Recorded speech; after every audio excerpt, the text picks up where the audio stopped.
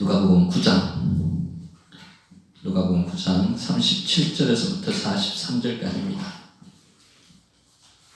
제가 가진 신약성경 107쪽에 있습니다. 누가복음 9장 37절로부터 43절 제가 봉독해 드리도록 하겠습니다. 이튿날 산에서 내려오시니 큰 무리가 맞을새 무리 중의 한 사람이 소리질러 이르되 선생님, 청컨대 내 아들을 돌보아 주옵소서. 이는 내 외아들이니이다. 귀신이 그를 잡아 갑자기 부르짖게 하고 경련을 일으켜 거품을 흘리게 하며 몹시 상하게 하고야 겨우 떠나가나이다. 당신의 제자들에게 내쫓아 주기를 구하였으나 그들이 능히 못하더이다. 예수께서 대답하여 이르시되 믿음이 없고 패역한 세대여, 내가 얼마나 너희와 함께 있으며 너희에게 참으리요. 내 아들을 이리로 데리고 오라 하시니 올 때에 귀신이 그를 거꾸로 들이고 심한 경련을 일으키게 하는지라. 예수께서 더러운 귀신을 꾸짖으시고 아이를 낳게 하사 그 아버지에게 도로 주시니 사람들이 다 하나님의 위엄에 놀라니라. 아멘. 오늘 말씀의 제목은 믿음이라는 제목으로 말씀을 드리고자 합니다. 우리 지난주가 추수감사주일이어가지고 누가복음 17장에 있는 말씀을 미리 땡겨서 봤고요. 오늘 다시 돌아왔습니다. 우리 누가복음 9장에서 맨 처음에 나왔는 게 뭔가 하면요, 12제자를 예수님께서 귀신을 쫓아낼 수 있는 능력을 주시고 병을 고칠 수 있는 능력을 주셔서 보내셔서 실제로 그 제자들이 병을 고치고 귀신을 쫓아내는 역사를 경험을 했습니다. 그리고 나서 갈릴리 북쪽 벳세다라는 광야로 가서 예수님께서 오병이의 기적을 일으키셨습니다. 장정만 5,000명을 먹이고 12강주리를 낳는 기적을 일으키셨어요. 그게 뭐를 표시하는가 하면요, 예수님이 하나님이시다는 것을 예표하는 그런 기적을 일으키시는 거예요. 모세는 40년 동안 만나로 이스라엘 민족을 먹이도록 하나님께 기도해서 받았습니다. 하늘에서. 그런데 예수님은 직접 오병이의 기적을 일으키셨습니다. 그리고 나서 갈릴리 호수 북쪽 40km 떨어진 위쪽으로 올라가서 가이사라 빌립보라는 지방으로 가셔가지고 거기가 어떤 도시라고 이야기했어요? 아주 우상 숭배가 강한 도시라고 이야기했습니다. 로마 황제를 모시는 도시라고 이야기했습니다. 거기로 가서 예수님이 베드로에게 제자들에게 물었습니다. 너희들은 나를 누구라고 하느냐? 베드로가 예수님은 하나님의 그리스도이신다고 답변을 하게 만들었습니다. 그래서 예수님이 칭찬하시고, 그리고 나서 예수님께서 순환고지를 하셨습니다. 3일, 내가 곧 죽고 나서 3일 후에 다시 살아나고 부활하리라는 것을 이야기할 때 베드로가 누가복음에는 안 나타났지만은 다른 복음서에 예수님께 항변하여서 안 된다고 예수님을 막 꾸짖는 그런 장면이 나옵니다. 그랬더니만 예수님께서 뭐를 이야기를 해주셨는가 하면요, 제자도를 이야기해 주셨습니다.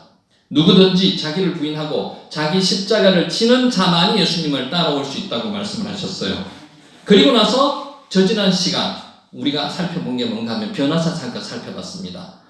아마 변화산에 오르셔가지고 이 변화산에서 헬몬산이라고 추정하는데, 이 변화산에서 예수님이 세 명을 데리고 올라갔습니다. 베드로와 야고보와 요한 세 사람을 데리고 올라갔는데, 이 세 사람이 자닥을 빛보니까 예수님의 형상이 바뀌었습니다. 영체로 바뀌었는 거죠. 그리고 옷에서 막 빛이 나고, 그리고 세 사람과 이야기하는 걸 봤습니다. 예수님과 모세와 엘리야를 이야기하는 것 같아요. 모세는 율법의 대표자고 구약에, 엘리야는 선지자의 대표자입니다. 이 이야기를 무슨 이야기를 나눴는가 하면은 예수님께서 별사식 이야기를 나눴습니다. 예수님이 돌아가시고 그 이후의 사건에 대해서 나눴습니다. 그래서 이것을 원어로 보면은 별세를 엑소도스라고 써가지고 신출애굽 사건이라고 제가 말씀드리는 거 기억하실 겁니다. 그러면서 하늘에서 하나님이 구름 속에서 소리가 나서 이르되 이는 나의 아들 곧 택함을 받은 자니 너희는 그의 말을 들으라. 예수님이 신비스럽게 변했고요, 하늘에서 하느님 소리까지 이 세 사람은 들었습니다. 신비한 경험을 했습니다. 그래서 변화산 사건은 하늘의 경험을 했는, 하늘나라 경험을 했는 그 사건입니다. 그리고 나서 이제 오늘 말씀이 연결되는 겁니다. 변화산에서 내려와서 보니까 계속 은혜를 받고 은혜스러운 일이 있어야 되는데 아니요, 이제 은혜가 아니고요. 하나 큰 일이 일어났어요. 내려와서 보니까 막 소동이 일어났는데 어떤 소동이 일어났는가 하면은 귀신 들린 아이를 한 아버지가 데려와가지고 제자들과 막 말다툼하고 있는 거예요. 이 아이는 어떤 아이인가 하면은 병이 간질병이라고 다른 복음서에 나옵니다. 말 못하고 못 듣는 간질병이라고 이야기를 합니다. 간질병이 뭡니까? 밑에 우리 본문에도 나왔지만은 소리 지르고 거품도 막 흘리면서 큰 소리 지르는 겁니다. 발작을 하는 거죠. 그런 병이 걸린 아이를 데려왔습니다. 그런데 이 아이는 병이 걸려가지고 태어날 때부터 걸렸는 게 아니고요. 본문에 보면 어릴 때부터 병이 있었다고 이야기합니다. 그래서 태어나서 바로 태어나가지고 얼마 후에 병이 걸렸는 거였습니다. 그래가지고 이 아이 아버지가 제자들에게 부탁을 했는데 제자들이 못 고쳤는 것 같아요. 그랬더니만 예수님이 3명의 제자들과 내려오는 것을 보시고 예수님 앞에 달려와서 소리 질렀다고 본문에는 기록이 되어 있습니다. 얼마나 간절하겠습니까? 다른 것은 부모가 다 참을 수 있는데 아이가 아픈 거, 아이가 괴로운 거 보는 거 그만큼 어려운 게 없습니다. 부모로서는. 그래서 이 아버지는 아마 죽기 살기로 제자들에게 매어 달렸고요. 그리고 또 예수님께 지금 매어 달리고 있는 장면입니다. 마태복음 17장에 보면은 이 아버지가 무릎을 꿇고 예수님 앞에 엎드려서 불쌍히 여겨달라고 말을 합니다. 무릎을 꿇었다는 거 전에도 이야기 한번 드렸죠. 예수님의 발등에다가 이마를 대고 엎드리는 겁니다. 절대 복종이죠. 예수님이 하라는 대로 제가 할 테니까 고쳐주십시오. 그리고 불쌍히 여겨달라는 거. 불쌍히 여겨달라는 거, 창자가 끊어지는 듯한 아픔을 가지고 지금 이야기하는 겁니다. 스프랑크 니조마이라고 지난번에 말씀드렸죠. 그래서 이 아버지의 마음을 한번 헤아려 보십시오. 얼마나 힘들고 어렵고 예수님 앞에 나아가 지금 부탁하고 있는 것을 한번 생각해 보십시오. 예수님께서 정말 마음이 아프셨을 겁니다. 그런데 제자들은 지금 고치지를 못했는 거예요. 왜 제자들이 예수님 이 아이로 고치지 못했을까요? 지금 변화선에 올라가지 않은 제자가 9명 있었습니다. 우리 아까 방금도 9장에서 제가 말씀을 드렸죠. 9장 초반에 무슨 사건이 있었는가 하면은 12명의 제자들에게 귀신을 쫓아낼 수 있는 능력, 병을 고칠 수 있는 능력을 주셔가지고 파견시켜가지고 실제로 고쳤습니다. 병을 고치는 체험을 했고 귀신을 쫓아내는 체험을 했습니다. 이런 아이를 이런 아이의 귀신을 쫓아내었습니다. 근데 이번에는 왜 그럴까요? 못 쫓아냈습니다. 뒤에도 다시 말씀드리겠지만은 이들이 차이가 있습니다. 지금 9명이 성경에는 나오지가 않지만은 무슨 생각을 하고 있었겠어요? 때는 왔다. 예수님께서 안 계실 때 우리가 미리 경험을 한번 해봤는 거기 때문에 귀신을 쫓아내 봤는 거기 때문에 충분히 귀신을 쫓아낼 수 있다고 하고 자신만만하게 아마 귀신을 쫓아내려고 했을 겁니다. 그런데 못했어요. 차이가 있어요. 나중에 예수님이 말씀하셨습니다. 믿음이 적은 패역한 자들이라고 말씀하시는 거예요. 믿음이 적었기 때문에 못 쫓아냈다고 이야기합니다. 그러면 못 쫓아내고 나서 이 아버지는 왜 못 쫓아내느냐고 제자들에게 이야기하면서 막 달라들었을 거고 그 주위에 있는 바리새인들도 예수님의 제자들과 변론했다고 이야기합니다. 예수님의 제자들과 논쟁했다는 거죠. 왜 당신들은 못 쫓아내느냐? 당신들 능력이 없는 거 아니냐? 사입이 아니냐? 이런 식으로 아마 변론을 했는 것입니다. 그런 상황에서 이 간질병 들린, 귀신 들린 아이의 아버지가 예수님 앞에 와서 엎드리고 간구를 하는 겁니다. 이 귀신을 쫓아내달라고. 마가복음 9장에 보면은 무엇을 하실 수 있거든 우리를 불쌍히 여기사 도와주시옵소서라고 이야기합니다. 그래서 예수님이 뭐라고 이야기했어요? 할 수도 있거든이 무슨 말이냐? 믿는 자에게는 능히 하지 못할 일이 없느니라고 9장 23절에 말씀을 하시는 겁니다. 예수님께서는 오늘 본문에서는 뭐라고 이야기하셨어요? 꾸짖으셨습니다. 우리 꾸짖다는 이야기 지난번에도 한번 했죠. 예수님이 풍랑을 꾸짖을 때 에피티마오라고 썼습니다. 꾸짖었습니다. 항변할 때, 베드로가 항변할 때도 에피티마오라는 단어를 썼습니다. 예수님께서 제자들을 꾸짖으셨습니다. 뭐라고 꾸짖었어요? 믿음이 없고 패역한 세대요. 내가 얼마나 너희와 함께 있으며 너희에게 참으리오라고 지금 말씀을 하셨습니다. 이 패역한 세대라는 말을 잘 한번 생각해 보셔야 돼요. 패역한 세대를 원어를 의미를 살려서 해석을 하면은 사탄에 의해서 타락된 사람들아 이런 뜻입니다. 그러니까 사탄에 물든 사람들이라는 거죠. 이 패역한 세대야 믿음이 없는 사람들이라 이 뜻입니다. 이 패역한 세대라는 말을 누구한테 썼을까요? 1차적으로 제자들한테 썼습니다. 왜? 제자들이 예수님이 가르쳐준 대로 능력을 발휘해야 되는데 능력을 발휘 못했기 때문에 패역한 자들아라는 이야기를 들었고요. 두 번째는 이 아버지에 대해서도 패역한 자들아의 대상에 해당됩니다. 그리고 이 주위에 있는 모든 사람들, 유대인들, 이 사람들이 패역한 사람이라는 이야기가 됩니다. 자, 우리 믿음의 여러 가지 성경에 보면은 예가 많이 나옵니다. 그 믿음의 예 중에서 제가 몇 가지를 한번 꼽아볼게요. 우리가 아주 히브리서 11장이 믿음장이잖아요. 그죠? 믿음장에서도 나오지 않지만은 믿음이 대단한 사람들이 성경에는 많이 나옵니다. 오늘 예수님께서 믿음이 적은 자들이라고 얘기했기 때문에 믿음에 대해서 한번 살펴보려고 합니다. 남의 집 무슨 살이를 하는 사람들이나요? 옛날에 벼슬아치들, 벼슬 생활을, 벼슬의 길을 걷는 사람들은 밥을 막 해가지고 밥이 끓고 있는 중에도 부르면은 가야 됩니다. 당연하겠죠? 그만큼 절대적으로 복종을 해야 된다는 말입니다. 오늘 예수님 앞에서 그만큼 절대적으로 복종을 했는 사람이 한 사람 나옵니다. 백부장. 예수님께 백부장이 자기 사랑하는 종이 병이 걸렸어요. 중풍이 걸렸어요. 그래서 중풍이 걸려가지고 예수님께 오셔서 좀 고쳐달라고 이야기를 합니다. 그런데 예수님이 자기 집 근처에 이동하고 있는 중에 사람을 보내서 예수님께 뭐라고 이야기를 하는가 하면은 예수님께서 우리 집에 오심을 감당하지 못하겠습니다. 나도 부리는 사람도 있고 나도 남의 하수에 있는데 남 보고 내 하수인 보고 오라 그러면 오고 가라 그러면 갑니다. 예수님 제가 그렇게 하지 못하겠습니다. 예수님께서 우리 집에 오심을 감당 못하기 때문에 말씀으로만 해가지고 종의 병을 고쳐주십시오. 그래도 고칠 줄 믿습니다. 라고 이야기를 했는 사람이 백부장입니다.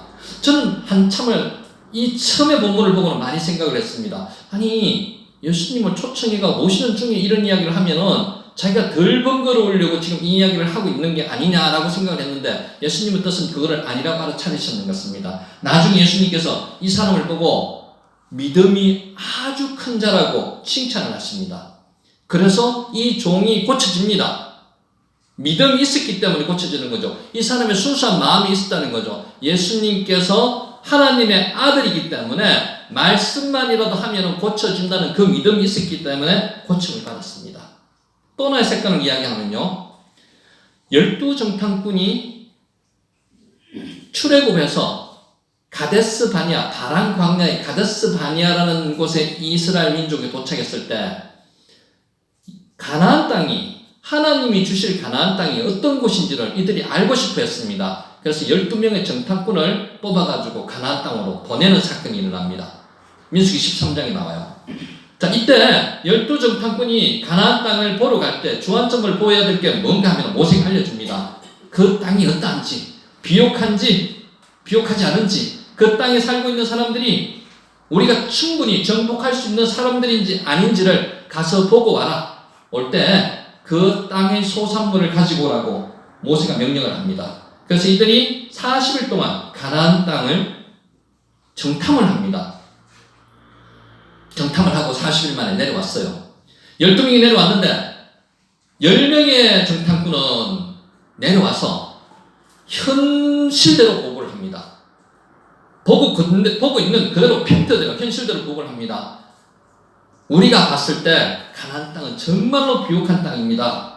그런데 그 땅에 사는 사람들은 아낙 자손의 후예들이라 가지고 키가 우리보다 훨씬 크고 강대한 민족이 있어서 우리가 도저히 그 땅을 정복하지 못합니다라고 모세한테 보고를 합니다.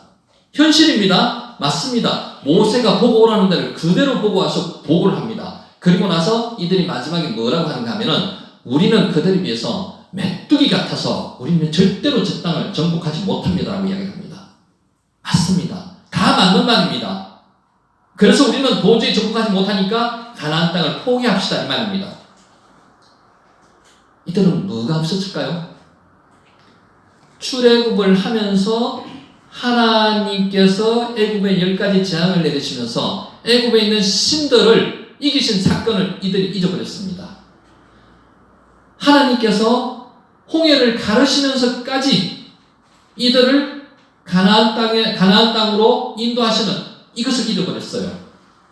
40년 동안 광야에서 만나를 먹이시고 생명을 유지하게 해주신 이 사건, 이 기적의 사건을 잊어버렸어요. 그렇기 때문에 이들은 그 사건 40년 동안 그거는 아직 이전이죠. 하나님이라는 대상에 대해서 잊어버렸기 때문에 이들은 자기들 스스로가 메뚜기 같다고 하면서 절대로 침범 못할 것이라고 이야기합니다. 근데 여호수아와 갈렙은 어떻습니까? 현실을 똑똑히 봤습니다. 현실을 똑똑히 보고 난 이후에 하나 더 봤습니다. 현실보다는 뭘 봤어요? 하나님을 봤습니다. 믿음을 봤습니다. 믿음을 봤기 때문에 이들은 가나안 땅은 하나님께서 주신 땅이기 때문에 가나안 땅에 현재 있는 어떤 강력한 민족이 있더라도 우리는 그거 상관없습니다. 하나님께서 주셨기 때문에 우리는 정복할 수 있습니다. 우리의 밥이라고 이야기합니다. 밥과 메뚜기의 차이입니다. 적은 차이입니까? 극과 극의 차이입니다. 우리가 먹을 수 있는 거고 메뚜기는 우리는 도저히 저 장대한 민족을 당할 수 없다는 우리를 비하하는 이야기입니다. 믿음이 그만큼 중요하다는 말씀이죠. 우리 앞장에 보면은 예수님께서 그라사인의 광인을 구하러 갈릴리 호수를 저녁에 출발해가지고 가시는 장면이 나옵니다.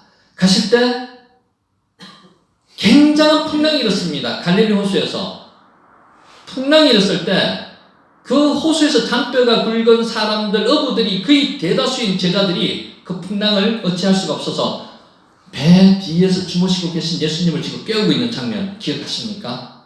그러면서 예수님을 깨웠을 때 예수님이 뭐라고 그러셨습니까? 믿음이 적은 자들이라고 이야기를 했습니다. 그리고 풍랑을 꾸짖으셨습니다. 이때 꾸짖을 때 에피티마로 썼다고 이야기했습니다. 꾸짖으셨어요. 이 꾸짖으셨네.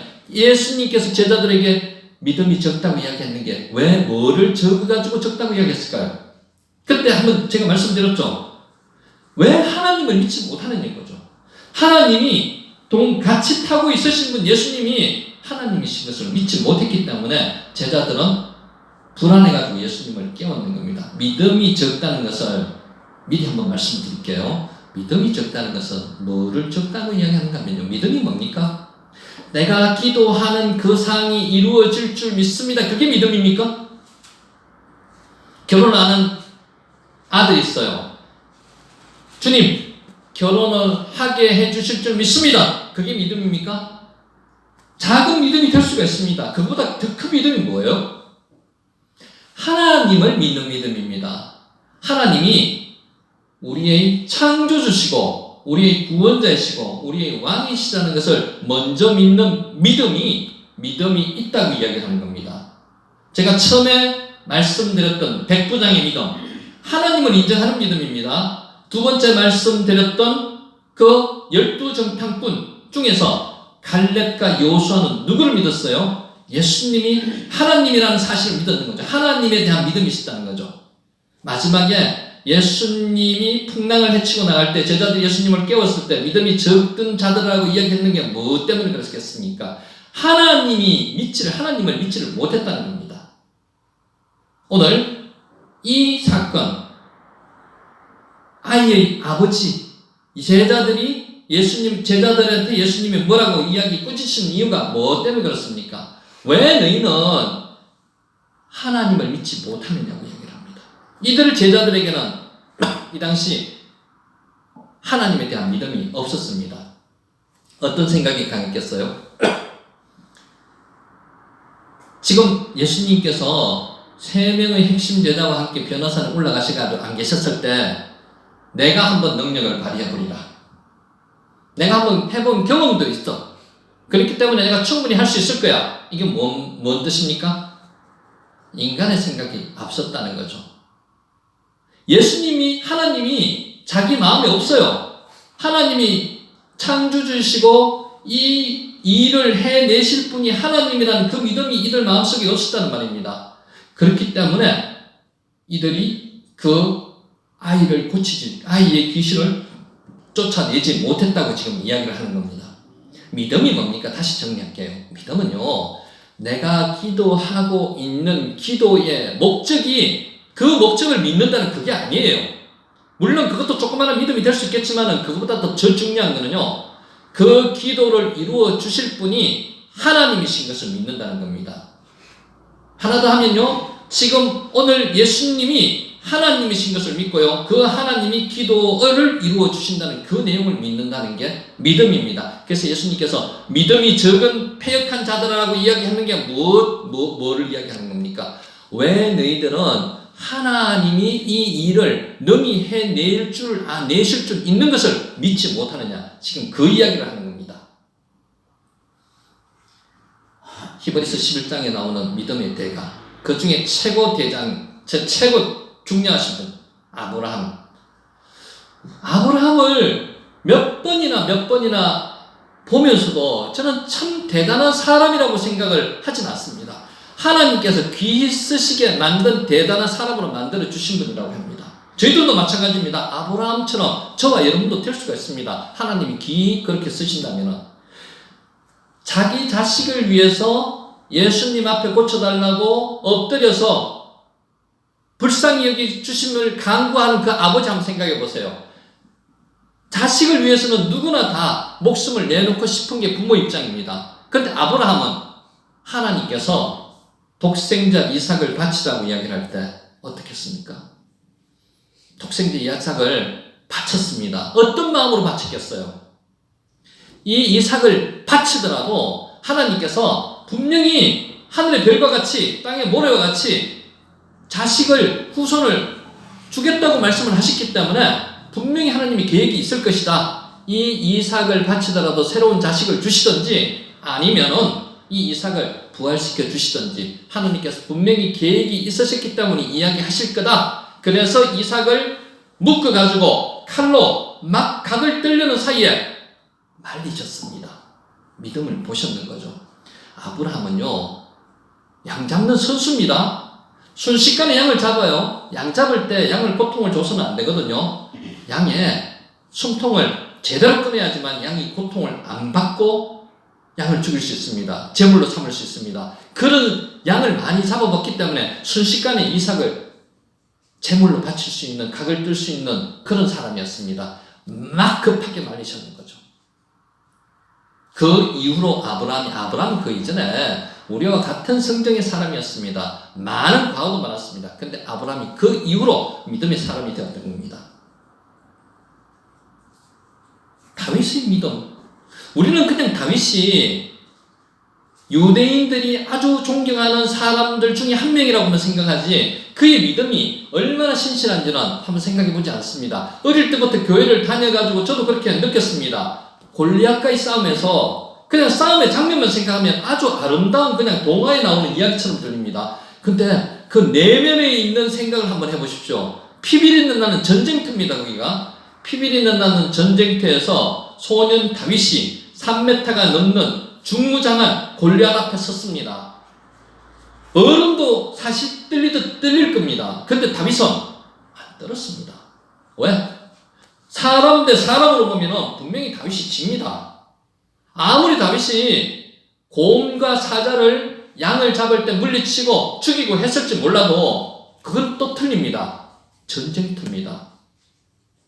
피비린내 나는 전쟁터에서 잘못하면은 자기만 죽는 게 아니고 이스라엘 민족이 다 블레셋의 종이 될 수 있는 그런 상황입니다. 그런데 당당하게 맞서가지고 이야기합니다. 너는 칼과 창과 단창으로 나오지만은 나는 만군의 여호와 이스라엘 하나님의 이름으로 나간다고 당당히 선포합니다. 왜? 뭘 믿었겠어요? 하나님을 믿었는 거죠. 누가 이겼어요? 다윗이 이겼는 게 아니에요. 하나님이 이기셨는 거예요.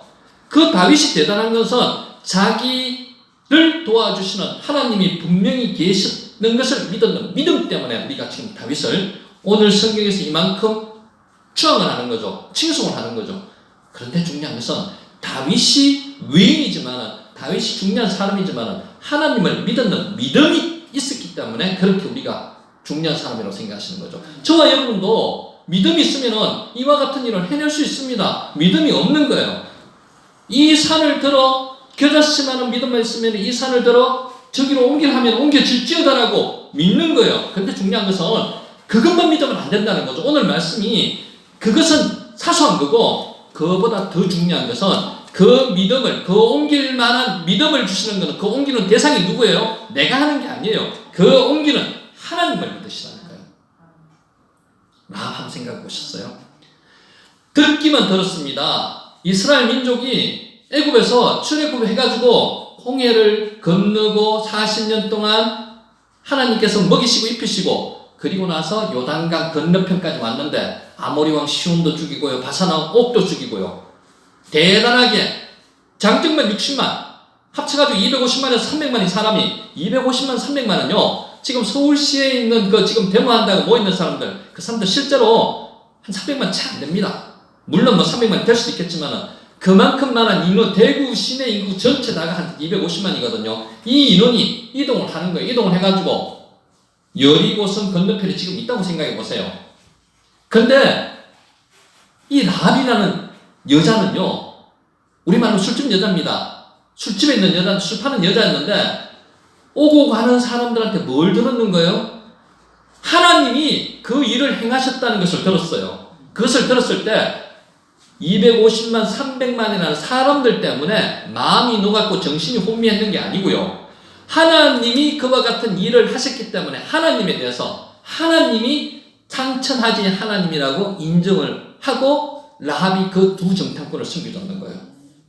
그리고 나서 자기 가족을 구원해 받고 자기가 예수님의 족보에까지 올라가는 그런 귀한 사람이 되었다는 거죠.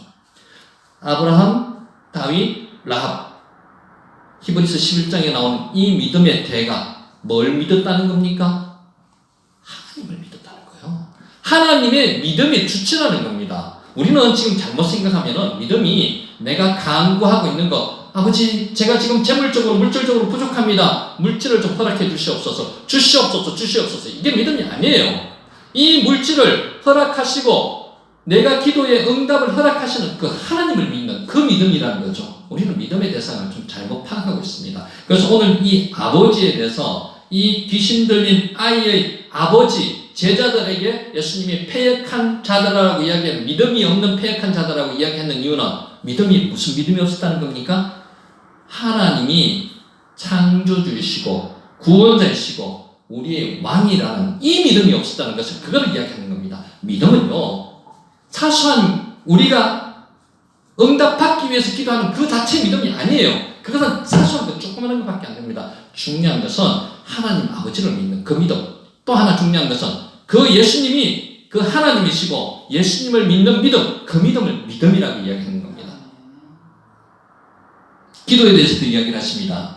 마가복음 9장 28절에서 29절 말씀은 마지막에 또 이렇게도 이야기를 하셨어요. 집에 들어가시매 제자들이 조용히 묻자오되 우리는 어찌하여 능히 그 귀신을 쫓아내지 못하였나이까? 이르시되 기도 외에 다른 것으로는 이런 종류가 나갈 수 없느니라 하십니다. 믿음과 기도를 이야기하시는 거예요. 믿음이 있는 사람만이 기도에서 응답받을 수 있습니다. 믿음이 없이는 기도에서 응답받을 수가 없습니다. 믿음이 있습니까? 믿음이 있으면서 기도를 해야 됩니다. 기도만 해서는 응답받을 수 없습니다. 믿음은 어떤 믿음? 하나님이 천지를 창조하시고 우리의 구원자 되시고 우리의 왕이시라는 사실을 믿는 그 믿음이 있고 그 하나님께 기도하여서 예수님 이름으로 기도하여서 우리가 응답받을 수 있는 그것을 이야기하는 겁니다. 믿음. 아무리 말하라 해도 우리가 부족하지 않는 그런 말이 믿음입니다. 근데 믿음을 바로 정의하고 바로 믿고 기도를 해야 된다고 지금 말씀하시는 겁니다. 한나의 믿음, 한나의 기도 한번 생각해 보셨어요? 한나가 처음에는 무엇을 기도했습니까? 버닌나라는 여자, 그는 자식을 낳았어요. 자식을 낳아가지고 맨날 한나를 괴롭혀요.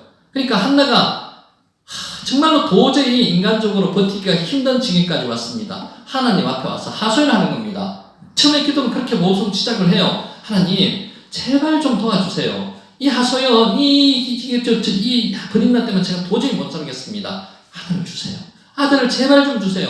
아들 주세요, 아들 주세요, 아들 주세요. 계속 했죠. 그렇기 때문에 하나님께서 어느 순간에 한나에게 그런 마음을 주셨어요. 너는 지금 아들 달라고 이야기하는데 나는 지금 이 이스라엘 민족에게 말씀을 전하실 선지자가 없는 것을 지금 가슴 아파한다. 그 말씀이 들고는 한나가 어떻게 생각을 바꿨는가 하면요. 마음을 바꿨는가 하면요. 자식을 주시면은 이 자식을 내가 본인한테 수모받고 고통받는 것에 대한 한탄을 풀이하는데 사용하지 않고요. 하나님께 드리겠습니다. 이렇게 바뀌었는 거예요. 기도하면요. 하나님이 무엇을 생각하시는지 하나님의 뜻을 알려주시는 거예요.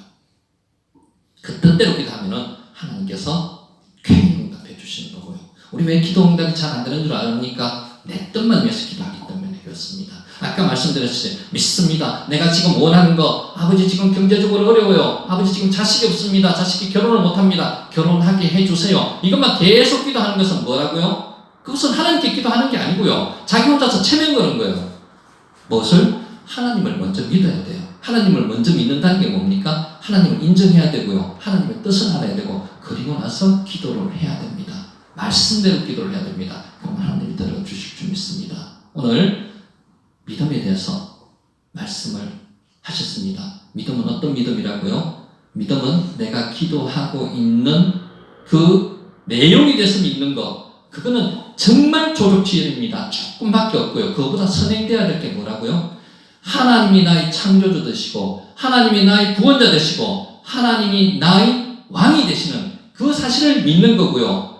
지금 우리 복음서에 나오시는 예수님이 그 대상이 되는 하나님이시라는 것, 그것을 믿고 기도할 때 그 믿음대로 이루어지리라는 것을 말씀하고 계시는 겁니다. 오늘 여러분들은 정말 믿음에 대해서 이제 바로 알아야 됩니다. 바로 아셔가지고 내가 믿고 있는 대상이 하나님이시고 그 믿음의 대상이 예수님이시고 그 예수님이 누구라고요? 우리의 왕이고 우리의 구원자이고 우리의 창조주심을 믿는 저와 여러분이 되시기를 간절히 축원합니다. 기도드리겠습니다.